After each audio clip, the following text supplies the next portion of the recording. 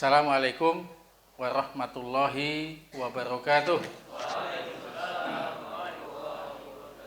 Alhamdulillah wassalatu wassalamu ala rasulillah wa ala alihi wa ashabihi ajmain.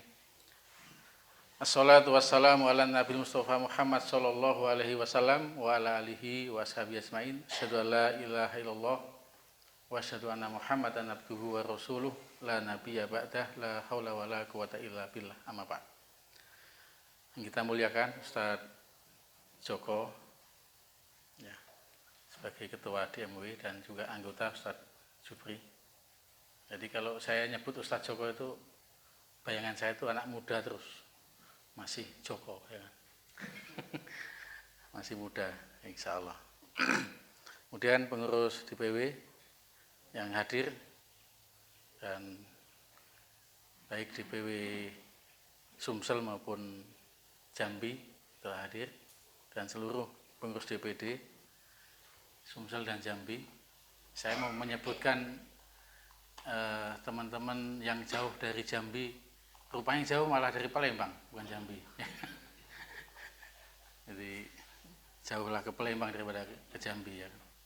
Seharusnya kan ini tuan rumahnya Sumsel kan. Harusnya kita bilang kepada teman-teman yang jauh dari Jambi gitu. Tapi jauh rumah dari Palembang. Alhamdulillah. Pada kesempatan kali ini, insya Allah kita memasuki sesi kajian. Diawali tadi subuh, Ustadz Jupri, dilanjutkan ini sekarang. Insya Allah kita tetap konsisten dan fokus terhadap kajian-kajian manhaj. Ya. Karena ini menjadi dasar landasan kita dalam berjamaah. Persoalan-persoalan yang muncul di permukaan kita dalam berlembaga, dalam organisasi itu, kalau kita kembali kepada asas, ya, asas manhaj, insya Allah itu mudah diurai, mudah diredam, ya, diselesaikan. Nah, maka semakin kita memahami lembaga ini, Pak, semakin kita memahami konsep ya ideologis ini, maka keberadaan kita di lembaga ini semakin produktif ya, dan semakin memang punya daya dobrak yang lebih baik. Keberadaannya menjadi solusi, bukan menjadi masalah ya. Nah, maka ini tugas kita semua, dan pemahaman ini tidak tergantung lamanya kita di Hidayatullah, Pak. Tidak menjamin itu. Ya, saya udah lama di Hidayatullah sejak saya lahir, bahkan sebelum saya ada dalam kandungan itu sudah masuk Hidayatullah misalnya, karena orang tuanya di lembaga kan. Ya. Tapi itu tetap butuh proses, ya, butuh proses bagaimana memahami dan mendalami manhaj ini. Insya Allah nanti Ustadz Joko menyampaikan dengan slide ya, bisa dilihat slide-nya Pak dari sana ya, dan mohon kita biasakan dalam majelis ini untuk selalu ikram dan ta'zim. Ini tadi malam saya lihat, tadi malam subuh tadi sebenarnya banyak ini Pak, mau pada keluar-keluar. Nah, ini kurang bagus. Kita harus ikram atau ta'zim kepada majelis. Ya, kita mendengarkan, kita duduk, ya, menyimak, karena di situ ada doa-doa malaikat, ya kan? Doa-doa kebaikan para malaikat, karena majelis ilmu itu dikelilingi oleh malaikat, termasuk malaikat Israel, ya kan? Ini malaikat. Jadi jangan dibiasakan keluar, nanti nggak balik-balik. Nah, ini nggak bagus. Jadi kita biasakan ya fokus dalam acara ini. Walaupun yang nyampaikan teman-teman kita sendiri, yang nyampaikan mungkin menurut kita kurang, ya, tetap kita berusaha untuk menghormati, ya. Karena kita sendiri kalau kita maju ke depan, kemudian tidak diperhatikan itu juga nggak enak, dan tidak menghargai. Saya merhatikan kalau dalam hal ini teman-teman tablik itu bagus majelisnya. Ya, kalau duduk begini kan rapat. Kalau menyampaikan ustadznya itu, insya Allah, masya Allah, Allahu Akbar. Padahal tidur begini, masya Allah. Lagi. Tapi itu luar biasa, itu pengaruh Pak kepada teman-temannya, kepada murabinya ya. Nah, ini perlu kita biasakan dalam majelis ini, dalam rangka mendapatkan keberkahan dalam majelis. Tidak memperpanjang mukadimah, kita buka pertemuan kita dengan membaca basmalah. Bismillahirrahmanirrahim. Langsung saja kepada Ustadz Joko, dipersilakan.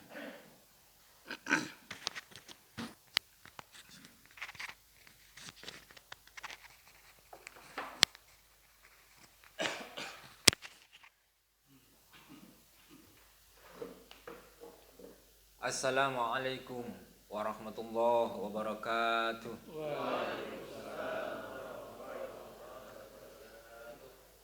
Alhamdulillah wa syukurillah wa la hawla wa la quwwata illa billah.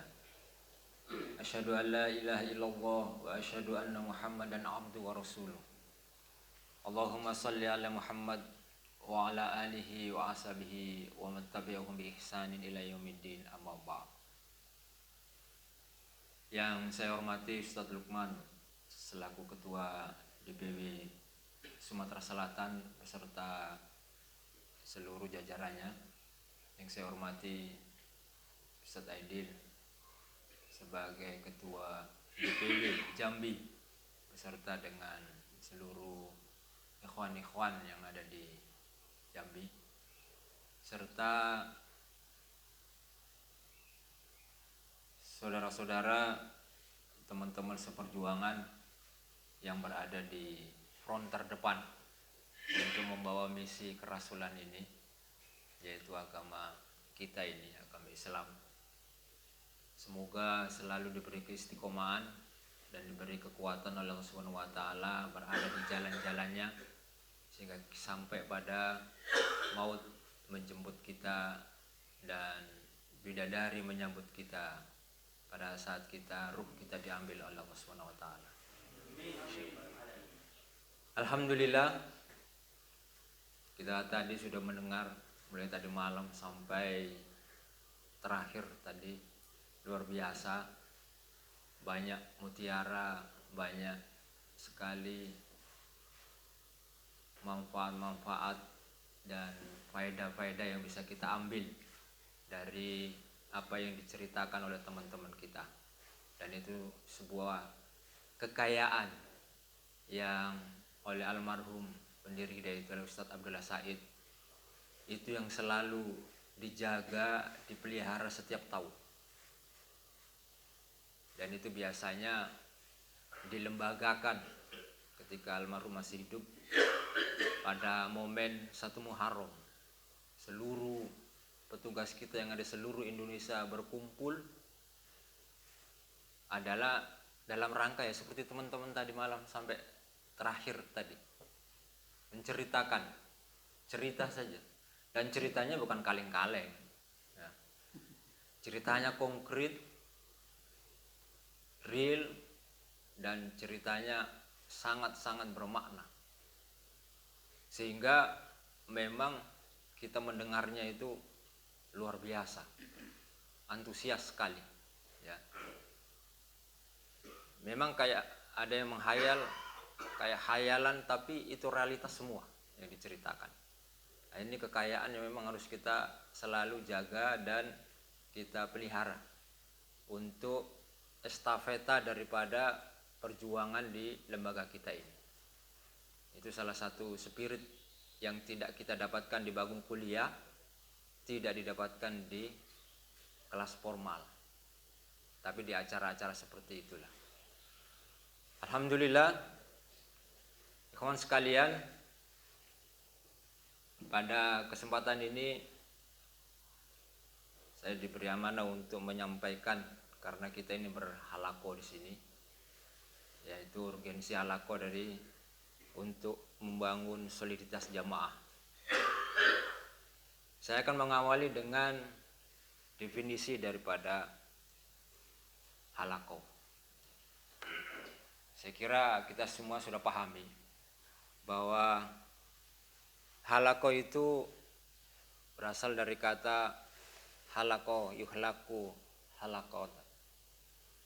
Artinya lingkaran. Kullu syai'in istidar, segala sesuatu yang melingkar. Jadi kalau kita bermajelis kemudian melingkar, majelis apa saja itu namanya halaqah. Sedangkan menurut istilah halaqah itu adalah sarana utama untuk tarbiyah, transformasi tentang nilai-nilai Islam dan value. Yang paling penting itu value-nya. Sehingga halaqah itu sebuah sistem pengkaderan terstruktur dan berkelanjutan yang terdiri dari beberapa orang mutarabbi. Jadi kecil jumlahnya dan di situ ada murabbinya. Nah, halaqah ini adalah merupakan sebuah sarana yang memang ada sejak Islam itu lahir, sejak awal-awal Islam. Maka kalau kita melihat sejarah halaqah, next mas, saya lupa bawa pointernya. Kalau melihat kita sejarah halaqah itu diawali dari periode Mekah, Rasulullah harus membina sahabat-sahabatnya di rumah-rumah bergantian. Yang paling masyhur adalah di rumahnya Arqam bin Arqam, Darul Arqam.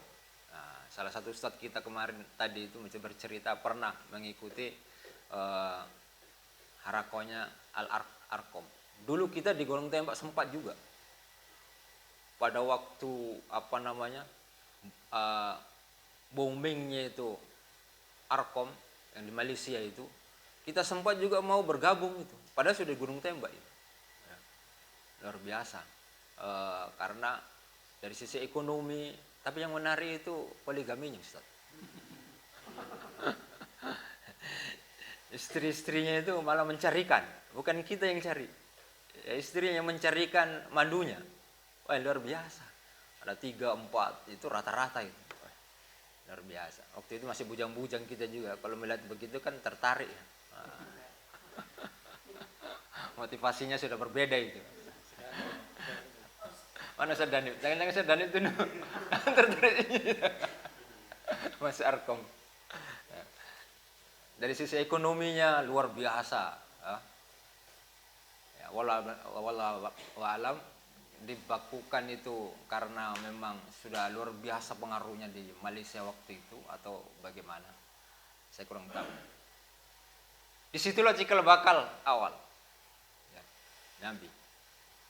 Kemudian dari situlah muncul sahabat-sahabat yang akhirnya meneruskan tradisi itu. Sehingga awal-awal sebelum hijrah itu Nabi menugaskan, sebenarnya sebelum Mus'ab bin Umair itu sudah ada datang utusan dari Madinah 12 orang. Dan terkenal dengan Baiat Aqobah pertama. Ada 12 orang. Satu halaqah 12 orang itu. Itulah cikal bakal yang membuka awal untuk landingnya dakwah yang ada di Madinah. Bersamaan mereka kembali ke Madinah setelah ketemu Nabi baiat 12 orang itu, diutuslah Mus'ab bin Umair bersama-sama mereka kembali ke Madinah. Setahun berikutnya bawa lebih banyak lagi, 75 orang. Ada 2 perempuan berbaiat kembali di Aqobah dekat Mina, satu desa dekat Mina, Aqobah itu berbaiat di tahun yang 1 tahun berikutnya.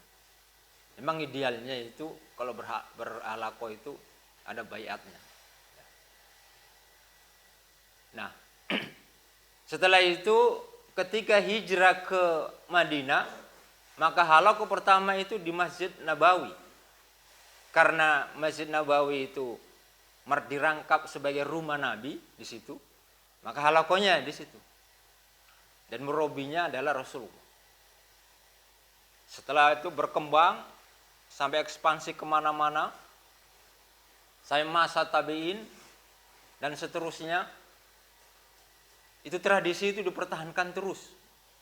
Halaqah itu. Awal muasal halaqah ini dilaksanakan di masjid. Karena memang Rasul itu melakukannya di masjid.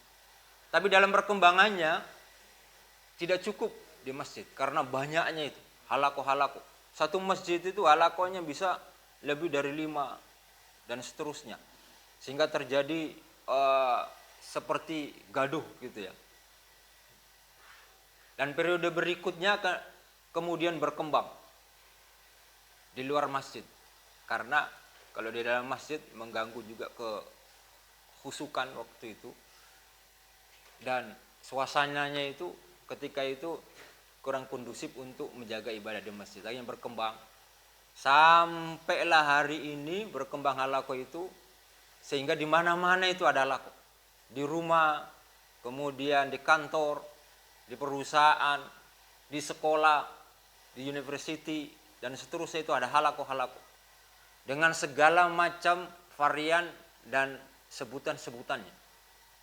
Yang jelas disitulah halaqah itu berkembang sampai hari ini. Nanti kita bisa melihat bagaimana halaqah ini merupakan sesuatu metode yang dipakai oleh semua organisasi, golongan dan lain sebagainya. Itu sedikit sejarah tentang halaqah. Perkembangannya sampai hari ini sehingga halaqah sekarang tidak hanya berada di masjid saja. Sudah berada di mana-mana. Di rumah-rumah sudah ada halaqah.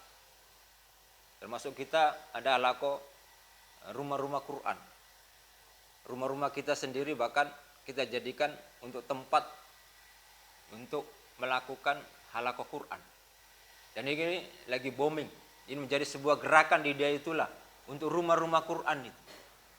Bahkan di Jakarta dan di Jawa khususnya itu rumah-rumah ustadz itu sudah menjadi rumah-rumah Quran. Kemarin saya juga kaget juga.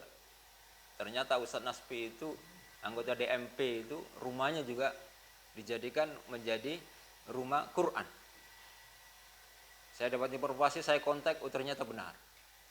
Dan luar biasa, anak-anak usia tamat SD, anak-anak SMP, putri, itu kemarin ibu-ibu musida yang ada di Jakarta itu sangat ya memberikan respon yang positif. Karena mereka disuruh imam sholat lain. Masih anak-anak SMP.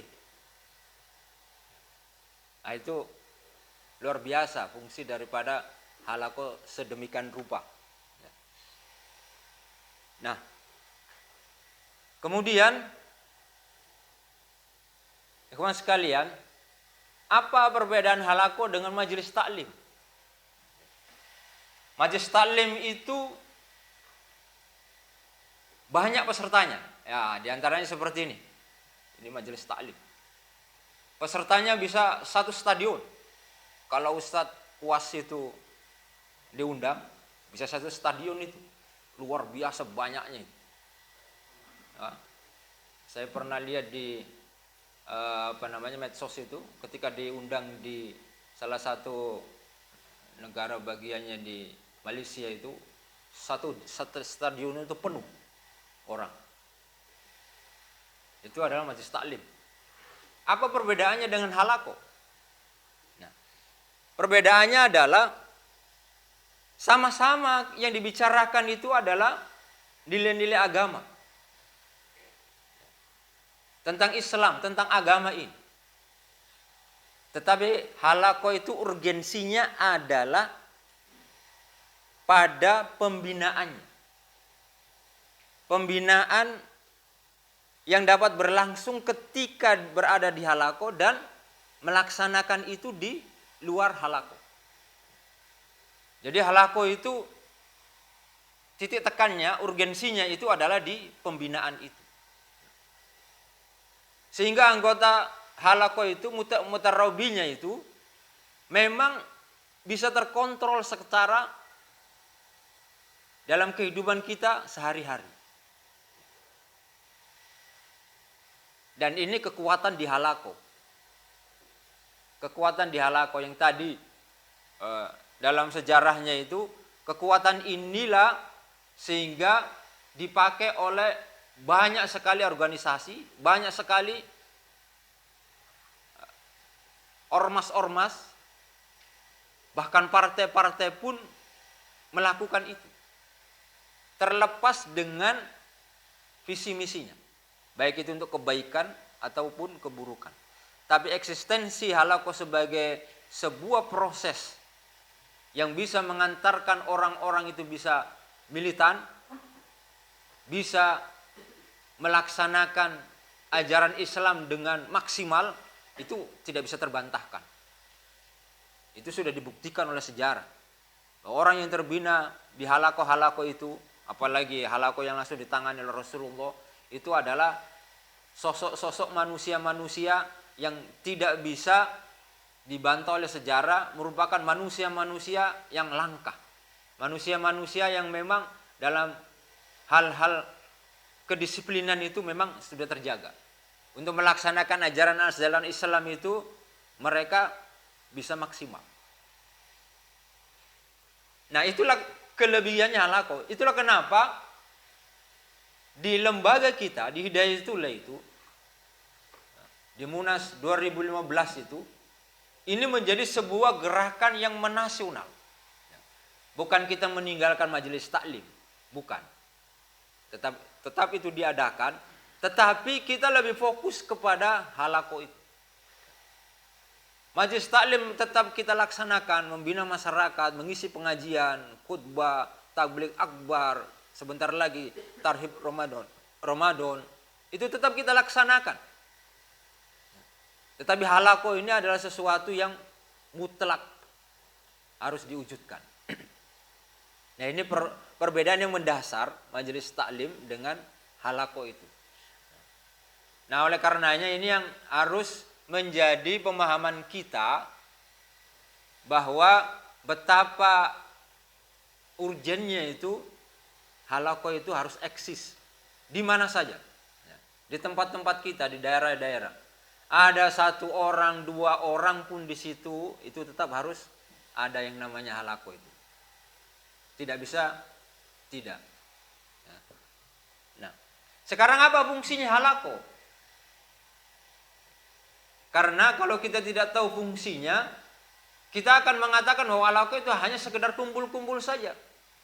Bahkan ada yang merasa, kalau di kampus kita itu bergiliran kan, di rumah-rumah itu. Akad ini di rumah saya, minggu depan siapa. Nah, sudah dijadwal itu. Kalau tidak tahu fungsinya, itu akan menjadi sebuah beban saja. Karena apa? Di rumah saya ini nyiapin makanan, mau belanja ini, belanja itu, tidak ada uang, natura sudah habis, apalagi tanggal-tanggal sudah tua. Tanggal tua uangnya sudah menipis dompetnya, kebagian lagi halako, orang 10, orang 11 datang ke rumah, masa mau dikasih air minum saja. Kalau kita sebagai laki-laki sih, tadi ya Ustaz Lukman menyampaikan itu, logikanya yang jalan, tidak apa-apa air putih saja, ya, sama roti gepeng saja itu kan cukup ya. Tapi yang di dalam rumah itu tidak bisa, karena apa? Yang jalan itu perasaannya. Masa datang cuma dikasih air putih sama roti gepeng saja? Kayaknya kita ini pelit sekali. Ini kan orang mau berhalako, masa dikasih itu? Orang kondangan saja makannya luar biasa. Kalau kita zaman kuliah dulu kan begitu, zaman kos-kosan itu. Senang betul kalau ada tenda biru itu, ada janur kuning itu, wah sudah jadi tamu lah kita di situ. Makan semuanya. Tamu tak diundang. Makan di situ. Ya. Yang di dalam itu tidak sampai hatinya itu. Kalau mau ngasih air putih saja. Dengan segala cara diupayakan untuk itu. Ya. Biar hutang pun tidak apa-apa. Ya.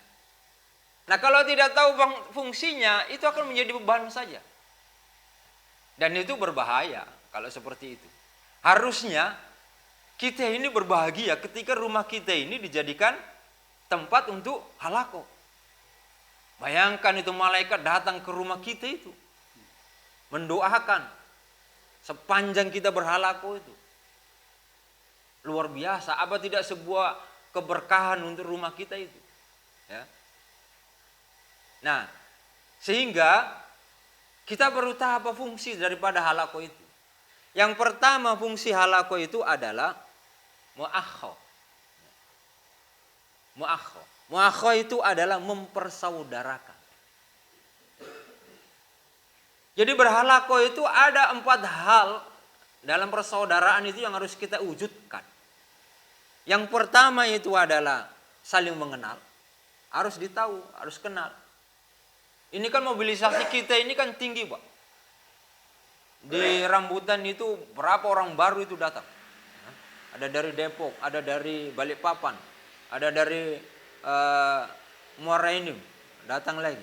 Ada dari Kutimur, masuk. Ya. Dari OI masuk. Tenaga-tenaga baru di situ. Harus saling mengenali satu di antaranya. Jadi mempersaudarakan itu, persaudaraan itu, mu'akha itu yang pertama harus saling kenal. Siapa ini? Siapa itu Ustaz Lukman ini? Siapa Ustaz Riono ini? Harus kenal. Di halako itulah kita mengenal satu-satu, person per person. Tidak cukup hanya mengenal saja. Yang kedua itu adalah tafahum. Paham. Oh, Ustaz Lukman ini ketua DPW. Nah, Ustaz Lukman ini baru datang di sini. Sukanya makan apa? Sukanya makan apa? Kok jadi gemuk gitu. Nah. Memahami. Ini yang penting dalam sebuah persaudaraan. Saling memahami. Teman kita ini kenapa tidak datang halako? Ya. Harus paham kenapa dia. Jangan-jangan lagi tidak ada beras di rumahnya. Dan seterusnya, dan seterusnya. Nah, fungsi halako itu adalah itu. Mu'akho. Persaudaraan. Harus paham satu dengan yang lainnya. Jangan sampai tidak tahu itu. Ya, hanya tahu namanya saja. Tidak tahu itu usia dari mana, siapa dia, berapa anaknya dan seterusnya. Apa persoalan-persoalannya. Kita tidak tahu. Nah, satu di antara yang lainnya anggota halako itu dalam sebuah halako itu harus paham masing-masing kita. Yang ketiga adalah ta'awun. Saling membantu. Nah, itu gunanya kita itu dalam sebuah halako. Karena kita saudara, itu memang harus ada yang namanya keterus-terangan. Kita ini kan bukan malaikat, Pak. Ya memang kita kenal, kita paham. Tapi persoalan-persoalan yang dia hadapi itu kan kadang kita tidak tahu. Kita tidak tahu. Nah, di dalam halako itulah tempat untuk kita menyampaikan hal-hal yang memang perlu untuk diupayakan untuk dibantu. Ya. Jangan sampai diem saja, ada persoalan, diem saja. Ya. Tapi sampaikanlah. Ya. Karena itu forumnya memang. Karena kita ini bersaudara semua. Kalau ada persoalan disampaikan. Saya ini tidak ada beras di rumah. Ya. Idealnya sih anggota halako itu tahu. Tapi kan tidak semua kita bisa tahu itu, Pak. Ya. Dapurnya teman kita ini kan kita tidak tahu. Ya. Artinya jangan sampai itu membuat persoalan-persoalan itu membuat kita tidak datang ke halako itu. Nah, sementara persoalan sangat-sangat sederhana sekali. Kalau kurang beras disampaikan, selesai itu masalah. Sebulan itu bisa makan nasi itu. Ada 10 orang, masing-masing 10 kilo, 100 kilo. Nah, satu kintal. Mungkin kita tidak akan pernah mampu beli seperti itu. Tapi itu akan bisa diretas persoalan itu. Dan persoalan-persoalan yang lain. Ya. Bahkan persoalan kita ini bombean dengan istri kita. Ya. Sampaikanlah. Atau kita goncang ini berada di tempat kita, di tempat tugas kita ini. Nah, enjoy saya di sini. Kayaknya berat betul tuntutannya ini. Dituntut inilah, dituntut itulah. Wah, berat sekali. Sampaikanlah. Karena itu adalah sebuah forum untuk menyelesaikan persoalan-persoalan persaudaraan itu. Jangan sampai dipendam sendiri, dinikmati sendiri persoalan, tidak ada solusinya juga, akhirnya gonceng sendiri. Pergilah sendiri. Sama istrinya. Sama istrinya. Atau mengasingkan diri, istrinya ditinggal di pondok, dia cari aktivitas keluar sendiri, tidak tahu apa aktivitasnya. Kan kasihan. Atau yang lebih parah lagi, sampai pada tingkat tidak mau datang ke masjid berjamaah. Itu kan mengorbankan diri sendiri. Ya. Karena apa? Sebenarnya persoalannya bisa diretas. Nah, halaqah itulah ya, untuk saling membantu itu. Dalam persoalan apa saja. Persoalan apa saja. Apalagi persoalan-persoalan yang berkaitan dengan agama ini. Maka adanya keterbukaan itu sangat dibutuhkan. Sangat dibutuhkan. Disampaikanlah dalam hal. Kalau tidak secara umum, datangilah ketuanya. Pak Ketua, tidak punya beras aku di rumah Pak Ketua. Nah, itu kan ada infak halaqah. Gimana anakku ini mau sekolah, berat sekali biaya sekolah sekarang. Saya perjalanan dari Palembang ke sini berapa jam sampai satu Luman. Satu di antara pembicaraan kita aja adalah semakin lama kita ini Pak, semakin biaya sekolah itu, biaya pendidikan itu, Masya Allah berat sekali. Waktu anak saya 6 itu kecil-kecil, kayak cendol gitu, masih TK itu, tidak seberapa lah. Tapi ketika ada yang SMP, SMA, ada yang kuliah lagi, baru pusing. Baru terasa, dulu tidak terasa punya anak. Baru terasa punya anak itu. Natural sekian tidak cukup. Untuk makan saja tidak cukup 1 bulan. Apalagi dia sekolah. Mau disekolahkan di sekolah dia itu loh. Luar biasa. Berapa kali nak saya daftarkan di sekolah dia itu loh Pak. Diskon 50%. Di diskon memang. Adakah Ustadz diskon untuk petugas ini dari? Ada Ustadz. Berapa? 50%. 50% dari 20 juta Pak. Berapa? Kira-kira mampu enggak? Nah, natural kita aja seberapa? Di bawah UMR. Baru disuruh bayar itu belum SPP-nya sebulan.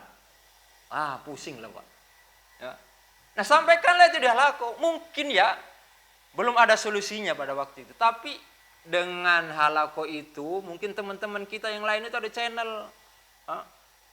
Ada itu yang pinter website gitu. Tiba-tiba dia bikin status atau apa gitu. Yang bisa mencarikan dana atau mencarikan alternatif yang lain. Itulah fungsi halaqah. Tidak hanya sekedar kita membaca Al-Quran. Memang kegiatan inti kita adalah halaqah Al-Quran. Tapi persoalan kita ini Pak, persoalan organisasi, persoalan perjuangan, persoalan pribadi kita, di keluarga, anak istri kita itu harus diselesaikan. Jangan sampai kita asyik berjuang, kemudian anak istri kita ini terlantar, ya, terlantar. Sebenarnya itu solusinya. Kenapa ide itulah ada pendidikan formal itu? Untuk apa? Untuk mengcover itu. Ya, orang tuanya maksimal dalam berjuang, nah, anaknya ini ada yang ngurusin. Ya, tapi kalau suruh bayar segitu Pak, pusing juga untuk itu. Ya, bapak-bapak yang anaknya masih kecil-kecil ya harus siap-siap untuk itu. Dulu saya tidak berpikir seperti ini Pak. Tapi begitu anak-anak sudah besar, Masya Allah, ya Allah ya Rabbi. Luar biasa. SKDMB di Lagadan laku. Kalau SKBNS maaf yang PNS ya laku itu. Untuk garansi di bank kan dapat pinjaman. Tapi inilah fungsi daripada halaqah. Ya. Bagaimana kita ini saling membantu teman-teman ya. Mungkin ada yang kelebihan, ada yang usahanya sukses, dan seterusnya dan seterusnya. Disitulah fungsi halaqah sebagai muakhab, kekeluargaan. Dan yang terakhir itu adalah takaful, saling menanggung. Ya, jangan itu Pak, kalau jadi anggota halaqah kemudian ada usahanya, ya lihat-lihatlah temannya dalam satu halaqah itu, mana yang kurang, mana yang apa, ditanggung, ya, dibantu, sehingga mereka itu juga enjoy bersama-sama kita di lembaga perjuangan ini. Karena persoalan-persoalan yang sebenarnya persoalan-persoalan yang bisa diretas di halaqah itu menjadi persoalan besar karena tidak terkomunikasikan. Atau kita tahu, tetapi kita ini ya cuek, ya, tidak mau membantu, tidak mau meringankan. Dan sebenarnya kita bisa untuk meringankan itu. Bisa sekali, apalagi di lembaga kita yang sudah diberikan kebebasan, ya, kita untuk berusaha dan lain sebagainya. Ini peluang kita untuk bisa membantu saudara-saudara kita. Nah, fungsi daripada halaqah itu adalah itu, muakhah, ya. Sehingga ada ta'aruf, ada tafahum, ada ta'awun, dan ada takaful. Sehingga seluruh persoalan yang ada di dalam anggota halaqah itu bisa terpecahkan. Baru ini yang namanya halaqah yang efektif, ya. Ini yang fungsi yang pertama. Kemudian fungsi yang kedua halaqah itu adalah sarana tarbiyah. Nah, ini sudah menjadi sebuah keniscayaan. Halaqah itu harus mentarbiyah kita. Walladzi ba'atsa fil ummiyina rasulan minhum yatlu 'alaihim ayatihi wa yuzakkihim wa yu'allimuhumul kitaba wal hikmah wa in kanu min qablu lafi dhalalim mubin. Ada tilawah, ya, dipahamkan. Ada tazkiyah, ada proses pensucian, disucikan diri-diri kita ini, tazkiyatun nufus.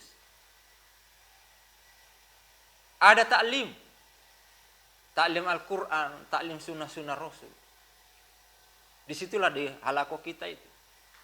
Sehingga memang harus dipastikan anggota halaqah kita ini bagaimana supaya Quran itu menjadi sebuah prioritas. Yang paling dasar harus bisa membaca Al-Quran. Karena kita ini sudah marahala ula, ada yang sudah wusto, itu bacaan Qur'annya itu harus standar. 2 saja itu bacaan Qur'an itu dalam hadis yang disampaikan oleh Rasulullah. Apa standarnya orang baca Qur'an itu, Pak? Di hadisnya itu. 1, bacaan yang fasih. Yang kedua, apa? Terbata-bata. Nah, kadang kita mensalahartikan yang namanya terbata-bata itu, ya. Terbata-bata itu pemahaman kita itu sama dengan saya, Pak, sebelumnya itu pemahaman itu. Terbata-bata itu ya pokoknya bacalah biar salah-salah, yang penting baca aja. Itu mendapatkan 2 pahala kan? Tetapi ternyata yang namanya terbata-bata itu tidak seperti itu. Yang namanya terbata-bata itu adalah berusaha keras untuk memperbaiki bacaan kita. Sampai jatuh bangun, tidak bisa. Saya itu tidak lulus banyak makhraj dalam huruf hijaiyah. Ditahsin sama santri-santri saya dulu. Ini ceritanya Murabi, ditahsin juga. Sama santri-santri kita dulu yang kita jewer, kita cubiti. Mereka yang tahsin. Ustaz, masih tidak pas itu bunyi roknya itu. Wah, sudah terbolak-balik lidah itu, Pak. Tidak pas juga, Pak. Tidak berani dia. Dalam hati saya, kapan benarnya ini? Kok salah semua? Dan memang kita bisa rasakan kesalahannya. Dari bunyinya saja saya sudah, oh iya memang tidak sama dengan bunyinya dia.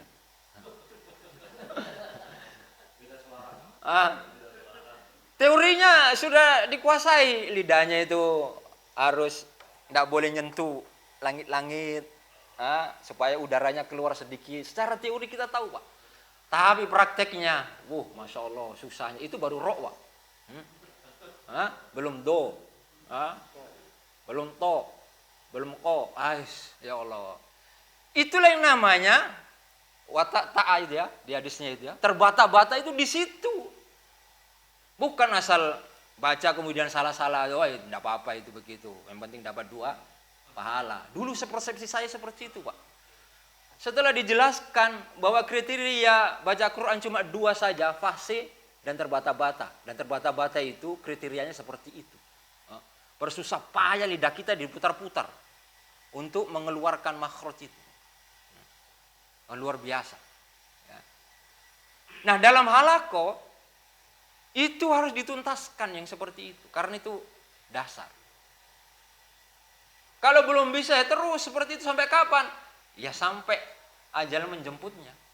Kalau mati pun rohnya tidak selesai-selesai ya tidak apa-apa. Itulah yang disebut dengan terbata-batanya di situ. Ya. Nah, ini fungsi halaqah tarbiyah. Jadi Quran ini harus tuntas. Ya. Harus tuntas bacaannya. Dan ini harus dipastikan yang apalagi ini sudah leader-leader semua ini, DPD, DPW, pengurus DPD, pengurus DPW itu harus selesai sebenarnya. Ya Ustadz saja, murabi saja tidak tuntas. Ya sama-sama kita, sama-sama belajar.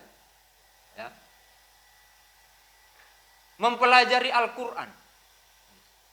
Makanya memang porsi Al-Quran itu memang agak lama dalam halaqah. Durasi halaqah itu 1,5 jam, Pak. Yang ditentukan oleh pusat itu. Dan Al-Quran itu banyak. Ada tahsin, ada kemudian tafsir, kemudian terjemah, tarjim, perlogawi. Itu harus dilakukan semua itu, Pak. Jadi fungsi halaqah itu adalah mentarbiyah. Tarbiyah yang pertama itu adalah tarbiyah Al-Quran. Karena itu yang dilakukan oleh Nabi. Halaqah Nabi itu yang diprioritaskan adalah Al-Quran. Ya, ilmu yang lain dipelajari. Ya. Tapi yang prioritas itu bagaimana pemahaman terhadap Al-Quran.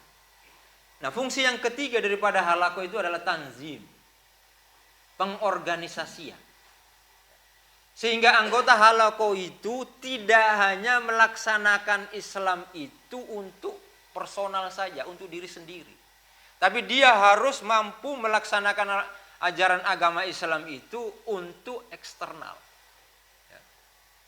Maka memang ada satu ungkapan bahwa halaqah yang efektif itu semua anggotanya itu harus menjadi murabbi. Jadi saya ulangi, halaqah yang efektif itu semua anggotanya, mutarrobinya itu harus dijadikan murabbi semua. Ya. Tidak saja murabbi halaqahnya saja itu jadi murabbi, tapi anggotanya itu harus menjadi murabbi. Artinya apa? Harus ada halaqahnya juga. Ini kurang kita ini murabbi. Ya. Kurang sekali. Dengan jumlah anggota Hidayatul ini, rasio dengan murabbi yang ada secara nasional itu sangat kurang sekali. Apalagi setiap tahun itu, dalam marhalah ula untuk adik-adik kita di Aliyah kelas 11 itu tahun ini 2.000 lebih. Setiap tahun 2.000 lebih, setiap tahun. Siapa ini yang bina? Siapa murabbinya? Tidak pernah berkurang, bertambah terus. Dan itu harus dibikinkan halaqah. Siapa murabbinya? Kalau anggota daripada halaqah itu tidak diproyeksikan untuk menjadi murabbi. Harus jadi murabbi. Nah, sehingga yang namanya tanzim pengorganisasian ini itu memang harus dipahamkan bahwa setiap anggota daripada halaqah itu nanti harus menjadi murabbi. Nah, itu ada fungsinya ya, tadi ada 3 fungsi daripada halaqah. Sekarang tipe-tipe halaqah. Nanti diklasifikasi sendiri Pak ya. Halaqah saya ini halaqah yang mana? Ada 5 tipe. Ya. Yang dikelompokkan tipe-tipe halaqah itu. Yang pertama adalah halaqah yang muntijah. Halaqah yang sukses. Jadi indikatornya dua, Pak. Halako itu sukses, maksimal, berhasil, itu indikatornya dua, yaitu dinamisasi dan produktivitas. Nah, halako yang sukses itu adalah halako yang dinamisasinya dan produktivitasnya itu maksimal. Apa dinamisasi? Dinamisasi itu adalah jalannya halako itu tidak menjemukkan. Ya, banyak variasi. Banyak variasi. Kemudian produktivitas itu adalah produktif. Banyak tujuan-tujuan yang tercapai. Banyak hasil yang dicapai. Itu produktivitas. Jadi dua itu, halako itu dikatakan halako yang sukses kalau dua itu bisa maksimal. Dinamisasi dan produktivitas. Dinamis dan produktif itu halako. Adakah halako yang seperti itu? Ada. Yaitu halako paguyuban. Halako paguyuban itu dinamisasinya tinggi, dinamis, tapi tidak produktif. Contohnya apa? Itu halako yang suka party-party itu. Suka pesta-pesta, itu halako juga, Pak. Kalau keluarga saya itu halako rujaan. Hampir setiap pekan itu rujaan, satu keluarga. Makan rujak gitu. Bikin lingkaran kan, ngelilingi cobekan itu. Ada sambalnya juga, ada rujaknya. Dinamis, macam-macam kan, bervariasi. Tapi tidak produktif, cuma kenyang saja. Ya. Habis itu ya tinggal tidur saja. Nah sekarang kan banyak itu. Banyak kegiatan, variasi kegiatan tidak produktif. Bayangkan, ada halako itu yang berdasarkan hobinya. Naik motor gede, kumpul lah itu orang. Naik motor gede, keliling, ke sana kemari. Bahkan sampai ke provinsi. Ya. Sampai seperti itu. Banyak variasi kegiatannya, tapi tidak produktif. Ya produktif menurut mereka. Tapi standar kita itu tidak produktif secara akhirat. Bahkan dunia pun tidak produktif, buang-buang uang. Bayangkan beli motor gede, bensin dan lain sebagainya, apa yang mau dicapai? Keliling-keliling ke sana kemari. Anak-anak muda kan begitu juga. Nongkrong di kafe-kafe, banyak kegiatannya, ini itu, dan seterusnya. Tapi tidak produktif. Ini yang dinamisasinya tinggi, tapi tidak produktif. Produktivitasnya rendah. Kemudian halako yang ketiga, halako yang menjenuhkan. Hal yang menjenuhkan itu adalah produktivitasnya tinggi, dinamisasinya rendah. Banyak diberi tugas anggotanya, kamu tugasin. Anak saya itu cerita, yang putri itu. Wah, saya tanya, bagaimana halakonya? Bah, ini murabiyanya ini ya suka makan-makan. Jadi kalau kita halako itu, ya habis itu sudah pulang masing-masing. Tapi kita tunggu murabinya pulang. Setelah pulang, ya kita makan-makan, Mbak. Makan-makan. Disitulah makan-makan. Murabinya pulang, dia sama teman-temannya satu halako makan-makan. Produktif, tapi dinamisasinya itu kurang. Ya. Artinya variasinya itu kurang. Jadi akhirnya jenuh. Makanya perlu halako kita itu ada dinamisasinya. Ya kayak seperti ini. Ini kan dinamisasi, Pak. Yang namanya dinamis. Kita kumpul ke jauh dari rumah kita, datang ke sini dengan segala konsekuensinya dan lain sebagainya. Banyak cerita kan? Ada yang tidak punya uang, ada yang susah dan lain sebagainya. Ini dinamis.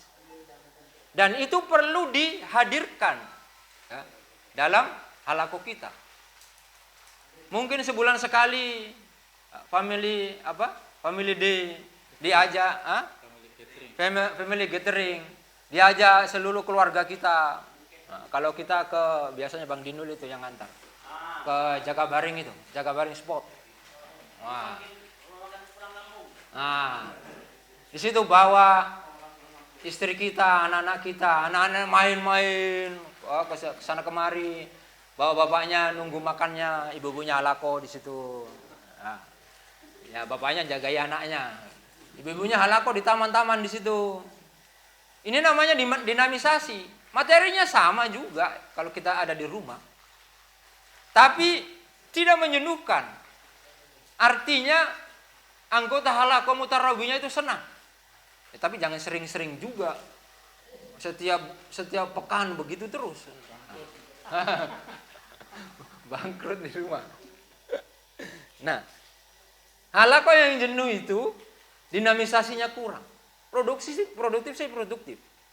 Tapi dinamisasinya kurang. Itulah yang perlu dibalanskan, diseimbangkan. Sehingga keutuhan halako itu tetap terjaga. Ya kadang-kadang kita bapak-bapak ini kan Pak. Padahal itu kebutuhan manusiawi sekali. Coba bapak datang ke sini senang kan? Naik mobil meskipun itu capek, senang juga datang ke sini senang. Ada suasana baru. Ketemu teman-teman kita dari Jambi dan lain sebagainya. Senang. Meskipun nanti balik juga persoalan sudah menunggu juga di rumah. Tapi paling tidak kan ada penyegaran, merefresh, supaya kita tidak jenuh. Nah ini halako yang jenuh. Kemudian tipe yang lain adalah halako yang sedang, seimbang saja antara produktivitas dan dinamisasinya. Dan yang paling parah adalah yang sudah rendah produktivitasnya, dinamisasinya juga rendah. Itu adalah halako yang tidak sukses. Jangan sampai halako kita seperti itu. Kumpul-kumpul cuma isinya ngerumpi. Halakonya cuma 10 menit, 15 menit. Tapi yang namanya ngerumpinya itu setengah jam, 1 jam. Halakonya mengalami akselerasi semua. Kajian Qur'annya cukup 4 menit saja. Kajian SNW-nya 4 menit juga. Padahal itu durasinya minimal kajian manhaj itu 15-20 menit. Dipangkas jadi 4 menit saja. Jadi praktis ketemu satu kali halako cuma ya 10 menit saja. Sisanya makan-makan sambil ngobrol, panjang, lebih panjang daripada itu. Yang dibicarakan lain-lain lagi. Bukan menyelesaikan persoalan-persoalan anggota kita, tetapi malah sebaliknya. Persoalan anggota kita ini malah bertambah setelah bubaran. Pulang ke rumah malah tambah persoalan. Jadi karena apa? Karena tahu persoalannya orang lain. Jadi terpikir lagi di rumah. Wah iya ya, kenapa dia itu sampai begitu ya? Nah itu kan repot kalau seperti itu Pak. Repot kalau seperti itu. Nah, itu sudah jauh menyalahi daripada fungsi halako tadi itu. Nah kita berharap halako kita itu halako yang sangat sukses, produktif dan dinamis. Dinamis. Jadi ketua-ketua halako ya yang harus punya itu. Kalau murabi itu materi-materi manhaj kelembagaan itu. Yang mendesain semua itu ketua halako. Ketua halakonya itu harus, wah ini sudah lama ini kita tidak halako di luar ini. Minggu depan halako kita di Jakabaring aja. Atau di rumah Pindang Patin. Nah, terus kalau pertanyaannya dana dari mana? Gampang itu. Nimbang halako. Ya enggak apa-apa. Kan untuk merekatkan ukhuwah itu, Pak. Perlu juga sekali-kali kita ini memakan empek-empek pelamboyan, ya. Karena di Palembang yang terkenal pelamboyan. Makan pindang meranjat. Nah, itu yang terkenal itu. Masa orang semua bisa makan di situ, kita enggak bisa. Kita khalifah kok enggak bisa makan seperti itu kan? Wah, mereka aja orang kafir makan semua. Kita khalifah enggak bisa makan. Nah, Itu adalah dalam rangka untuk supaya halaqah kita ini dinamis. Ya. Tapi jangan makan doang di sana. Agenda halaqah juga dilaksanakan dulu. Ya, baca Quran, infak, setoran hafalan, kemudian kajian manhaj, dan seterusnya. Selesai semua, baru makan-makan di sana. Ya. Nah, itu ketua itu yang harus kreatif seperti itu. Ya. Sehingga halaqah kita ini menjadi halaqah yang bisa dirindukan. Ya. Halaqah yang dirindukan. Wah, ini minggu depan ini mau halaqah hari Selasa ini. Bertepatan dengan itu ada acara juga. Ini lebih halaqah ini. Lebih penting halaqah daripada acara itu. Hatta bisnis pun itu bisnis nanti aja. Keuntungan dunia saja. Halaqah ini keuntungan akhirat, dunia akhirat. Jadi ditinggalkan. Kalau bisa halaqahnya seperti itu, wah luar biasa. Halaqah saya belum sampai seperti itu juga. Tapi kita berupaya berproses seperti itu. Sehingga kita berhalaqah itu menjadi sebuah kebutuhan. Bahkan sampai pada tingkat tuntutan. Kalau tidak datang itu kayak ada sesuatu yang hilang gitu. Ya. Kalau tidak datang ke halaqah itu ada sesuatu yang hilang gitu. Jangan sampai tidak berhalaqah itu menjadi sesuatu biasa-biasa aja. Nggak apa-apa, tidak dicari juga kok. Nah, itu berbahaya itu dalam sebuah jamaah. Nah, hadirin sekalian, di mana posisi halaqah kita ini? Halaqah kita ini halaqah yang sukses, atau halaqah paguyuban, atau halaqah yang jenuh, atau halaqah yang tipenya rendah? Ya, bisa diukurlah masing-masing lah. Ya, kita berharap halaqah kita ini produktivitas dan dinamisasinya itu tinggi. Ya, sehingga halaqah ini menjadi sebuah gerakan seperti bola salju. Nah, itu tadi tipe-tipe halaqah. Sekarang kita masuk pada inti daripada urgensi halaqah itu untuk menguatkan jamaah. Nah, ikhwan sekalian, halaqah ini adalah alternatif untuk membentuk kepribadian Islam, saksiyah Islamiyah. Ya. Tadi sudah saya sampaikan ketika membahas sejarah halaqah itu. Halaqah itu adalah tempat yang efektif untuk membentuk kepribadian muslim. Kalau halaqah kita ini halaqah Quran, ya sangat efektif. Coba lihat itu gerakan-gerakan yang lain, organisasi-organisasi lain. Ada itu halaqah-halaqah yang memang luar biasa untuk menanamkan militansi. Untuk mau bapak-bapak yang pengalaman pernah mengikuti mengikuti halaqah-halaqah yang radikal tanda kutip ya. Yang zaman Orde Baru itu dicari-cari, diburu-buru itu kan luar biasa. Penanaman doktrin untuk mati syahid itu luar biasa. Itu karena apa? Karena dibentuk di dalam halaqah. Entah apa namanya itu. Intinya di situ. Dia dalam halaqah. Bisa didoktrin, bisa dicuci otaknya dan seterusnya. Dia bisa menyerahkan seluruh hartanya. Dengan, ya tergantung murabinya. Mau diajak kemana itu mutarabinya. Maka halaqah itu adalah sangat efektif sekali. Apalagi kalau mau mengamalkan ajaran Islam. Tadi kan bedanya halaqah dengan majelis taklim kan dalam sisi urgensinya itu adalah pembinaannya.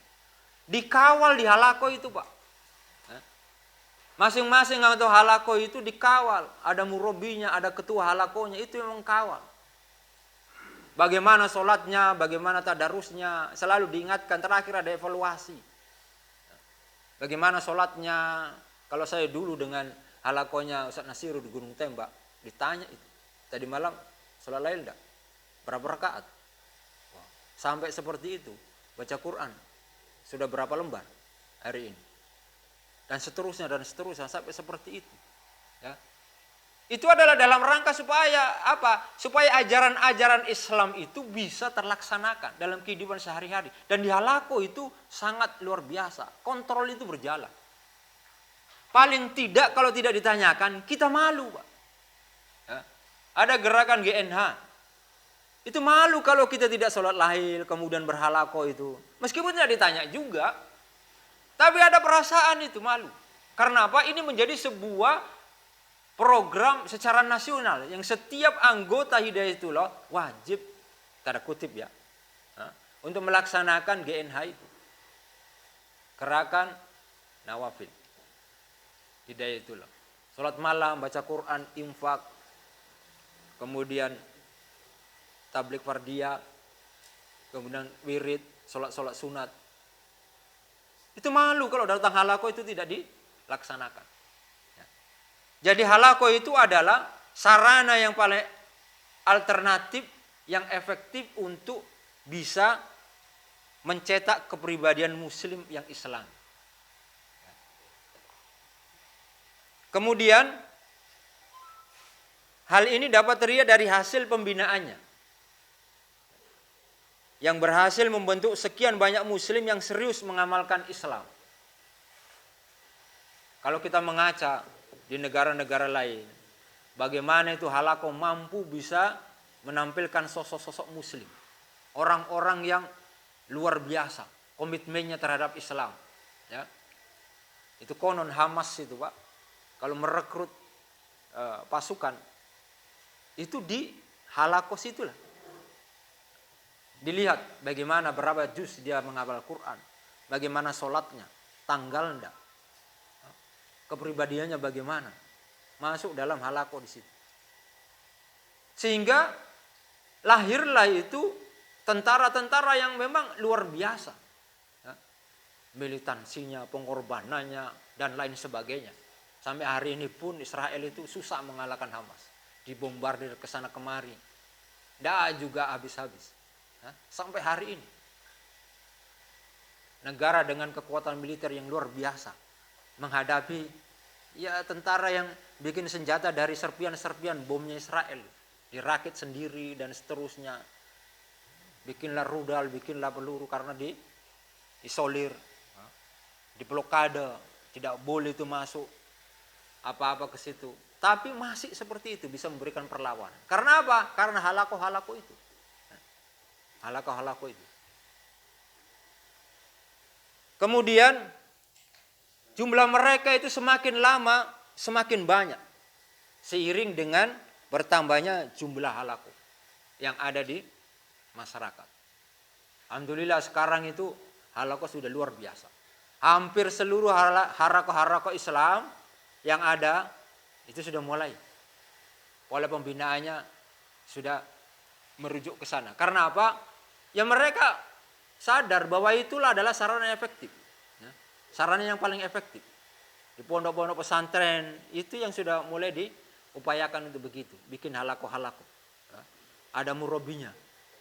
Sehingga kader-kader itu bisa terpantau sedemikian rupa.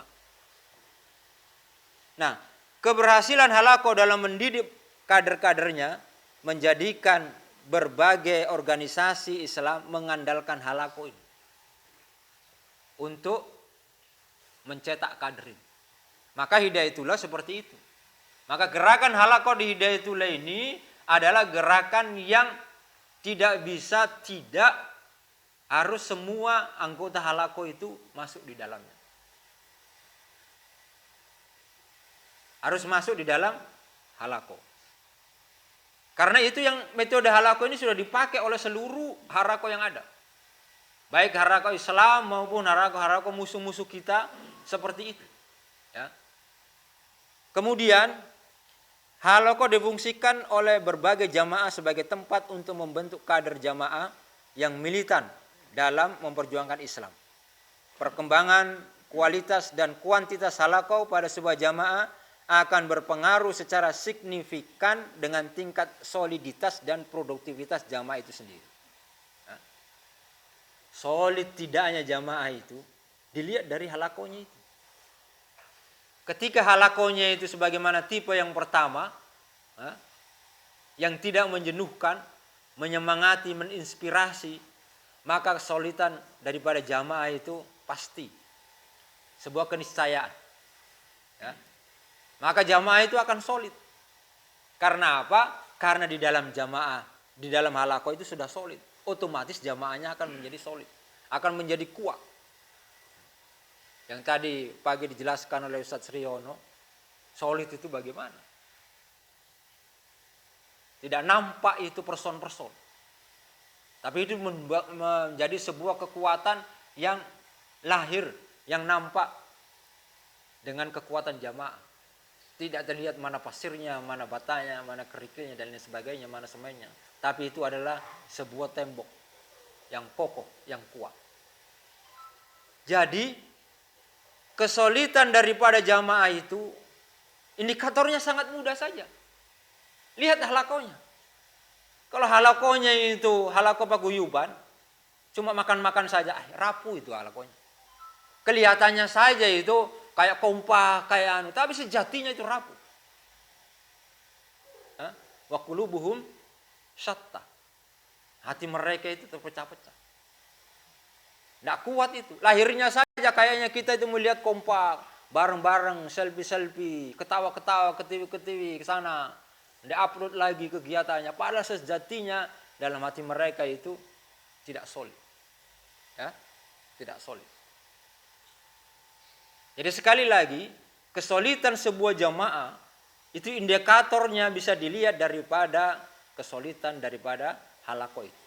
Kalau dinamis kemudian produktif halaqah itu, maka insya Allah itu jamaah itu akan solid.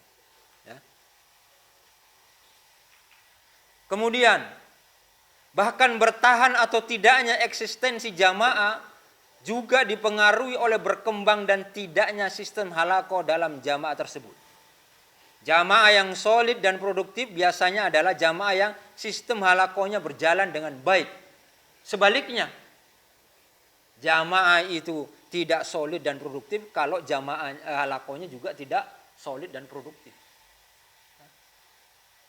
Nah, bagaimana ini halaqah-halaqah kita ini diupayakan untuk bagaimana bisa solid.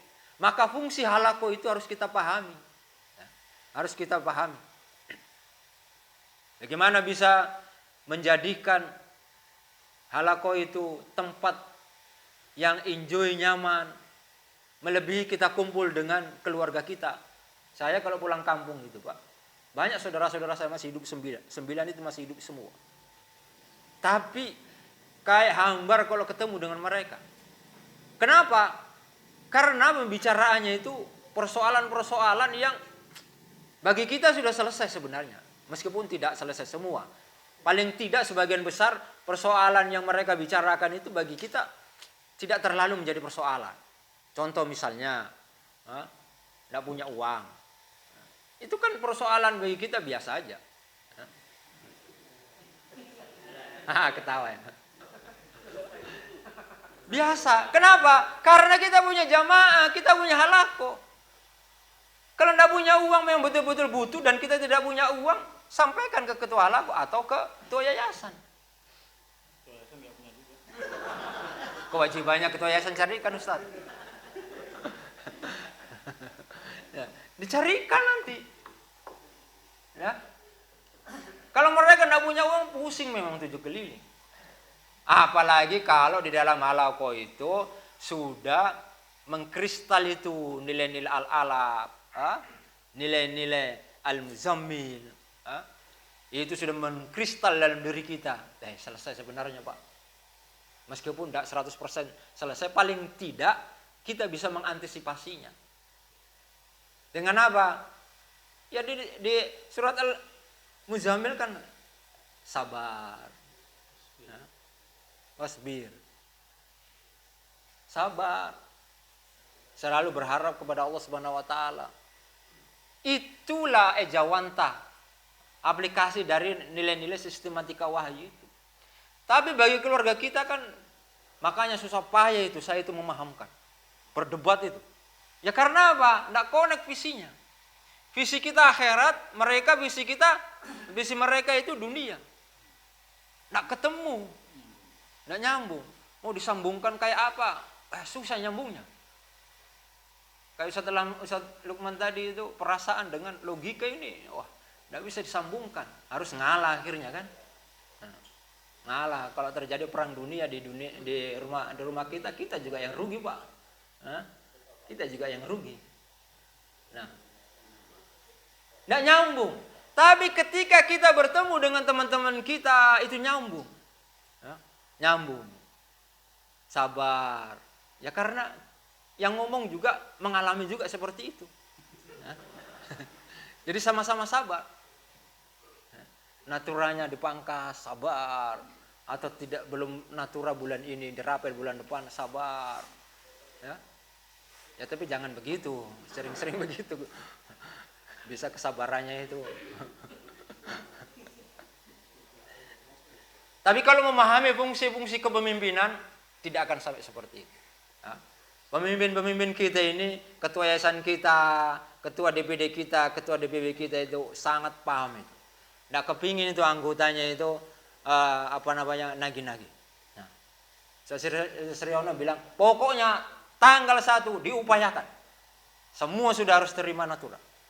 Mau dihutangkan, pokoknya tanggal 1 harus. Itu kan komitmen yang luar biasa, Pak. Hah? Padahal terseok-seok juga. Terakhir itu, bapak-bapak enggak tahu. Itu pengurus itu terakhir itu dapat natura. Hah? Yang lain itu duluan. Kalau masih ada, baru pengurus dapat. Wah, saya bilang, bagus kalau begitu. Itu pemimpin begitu harus ya.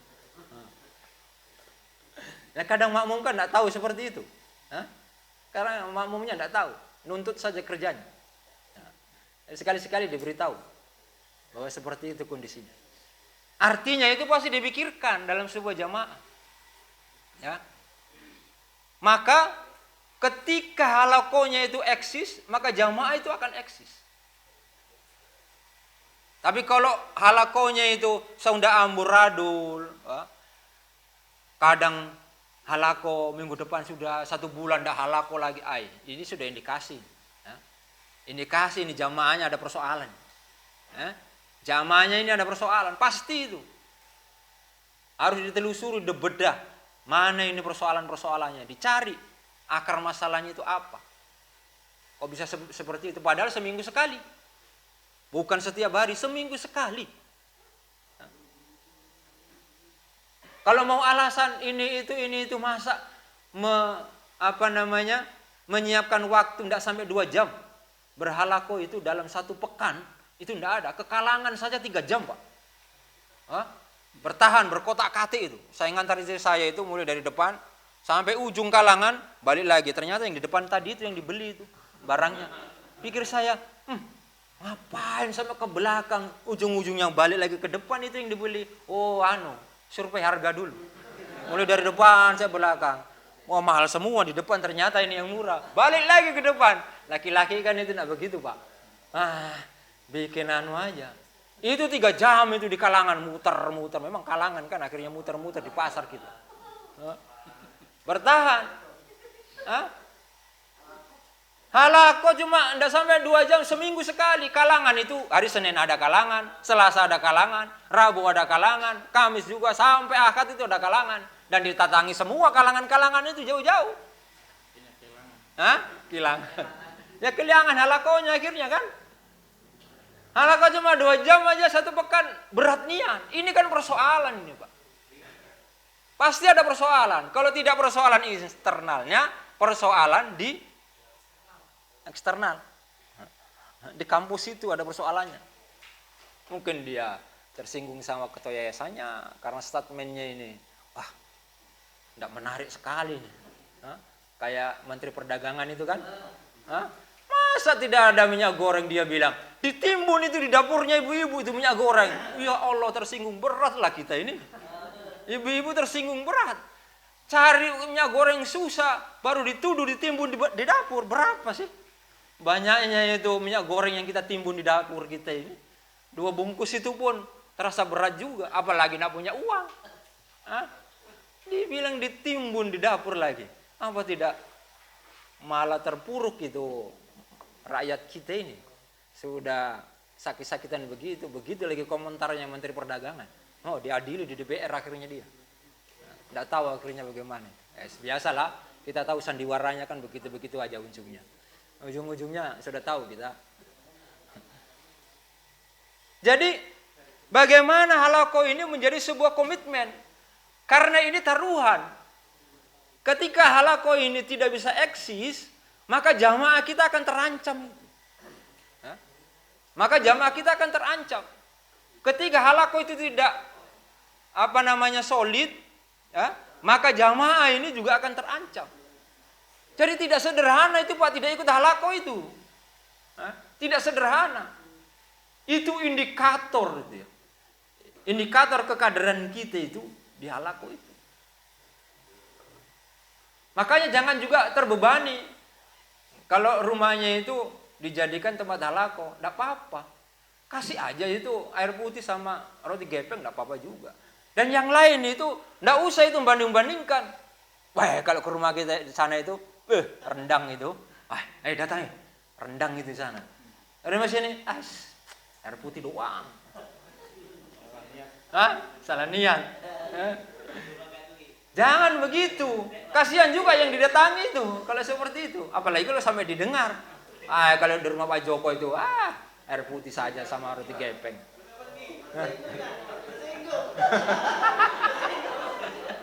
Baguslah kalau tersinggung dia. Tapi tidak. Itu contohnya saja itu. Tapi kalau tepat dengan dirinya ya mau maaf aja. Ya, seperti itu. Upayakan Pak. Seminggu sekali itu diupayakan. Cancel semua kegiatan itu. Kalangan juga. Dan jangan juga dijadwal pas hari kalangan juga. Salah juga yang menjadwal itu. Sudah tahu itu kalangan cuma seminggu sekali. Pas salah kok di jam kalangan juga. Wah itu namanya enggak bijaksana juga itu. Carilah hari yang lain. Supaya kalangannya itu bisa tidak terganggu juga. Halaqah juga tidak terganggu. Ya fleksibilitasnya aja di situ. Intinya sekali lagi kesolidan halaqah itu sangat menentukan solid tidaknya di jamaah. Ya. Kemudian halaqah itu berfungsi sebagai wadah pengkaderan yang efektif untuk keberlangsungan sebuah jamaah atau organisasi Islam. Yaitu secara otomatis. Maka organisasi Islam itu kuat ketika halaqahnya juga kuat. Ya, mohon maaf ya. Kita juga belajar dari halaqah-halaqah yang lain. Itu kuat itu. Tadi yang disebutkan jamaah tabligh kuat. Karena apa? Halaqahnya luar biasa. Ustaz Lukman tadi nyampaikan. Ikromnya terhadap halaqahnya itu luar biasa. Dikit-dikit Masya Allah, Allahu Akbar. Insya Allah, 3 hari, insya Allah. Siapa yang mau 3 hari? Angkat tangan semua. Insya Allah. Pokoknya itu aja, insya Allah. Dan itu kan kita rasakan. Sampai awal perangkat di Daitullah itu kan metodenya pakai jamaah tabligh situ Pak, di Balikpapan. Datang ke masjid, bawa panci, bawa kompor, diusir lagi. Begitu awal-awal kita. Sebelum ada kampus. Dan itu efektif untuk bisa menyatukan persaudaraan antara anggota halaqah itu. Luar biasa. Nah inilah yang harus kita pelihara. Karena kita ini sudah menjadi organisasi besar, maka ini harus tetap dipelihara. Itulah kenapa yang terakhir sekali, pemimpin umum kita, Ustadz Abdurrahman Muhammad, itu menegaskan. Ya. Untuk itu gerakan tarbiyah harus lebih disiplin dan diperketat. Sampai dipastikan bahwa tidak ada jamaah atau kader yang tidak berhalaqah. Tidak berhalaqah dengan berbagai macam alasan berarti memelihara kebodohan dan menunda tegaknya kepemimpinan. Berat itu Pak resikonya. Ya.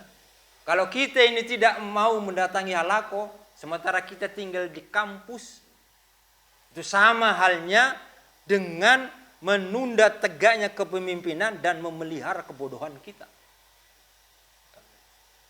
Tidak eksis kepemimpinan kita ini. Imamah jamaah kita ini tidak akan eksis. Kalau sikap mental kita memandang halaqah itu sebagai sesuatu pertemuan-pertemuan biasa saja. Kayak ketemu kumpul keluarga kita di kampung, di rumah. Tidak Pak. Ini dimensinya luar biasa. dimensinya nih. Sampai-sampai pemimpin umum kita mengatakan seperti itu. Karena apa? Memang tarbiyah kita kemarin-kemarin itu masih jauh dengan apa yang dicontohkan oleh Rasul. Nah, setelah adanya halaqah inilah, maka bagaimana kita mendekati dengan apa yang dilakukan oleh Nabi beserta sahabat-sahabatnya. Sehingga insya Allah nanti ke depan kalau kita ini menjaga keutuhan halaqah kita, soliditas halaqah kita ini, insya Allah jamaah Hidayatul ini akan mendapatkan kemenangan sebagaimana yang dijanjikan oleh Allah Subhanahu wa taala. Amin ya rabbal alamin. Saya kira ini yang bisa saya sampaikan ya, terkait dengan bahwa tidak sesederhana yang kita bayangkan kita berhalaqah ini. Oleh karenanya daerah-daerah yang masih satu orang kayak Nurial diupayakan Ustaz. Kalau tidak ada ya sama istrinya saja berhalaqah di situ. Lebih bagus lagi. Hah?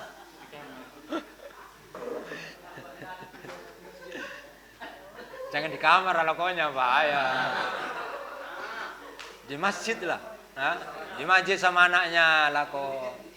Nah, sambil katanya satu rumah sambil gesek-gesekan kan. Kalau tidak ada gesekan itu, tidak itu. Nah. Setelah halaqah ya terserah apa yang dilakukan, terserah. Nah. Apalagi yang ada 2 rumah tangga, 3 rumah tangga, bikin halaqah sepekan sekali. Ya, itu sepekan sekali. Itu menguatkan. Mumpung masih sedikit, ya. Mumpung masih 2 rumah tangga, 3 rumah tangga, kuatkan halaqah itu. Solidkan halaqah itu. Ya. Tidak bawa ajalah ke masjid mana halaqahnya, kita ke masjid ini halaqah. Cuma persoalannya kampus siapa yang jaga kalau 3 orang saja keluar semua kan. Hah? Tapi bagaimana itu diupayakan. Jangan sampai ditinggalkan itu halaqah. Program kita halaqah sepekan sekali. Karena kita ini sudah marhala ula, apalagi ada yang wusta, itu wajib untuk berhalaqah. Ya.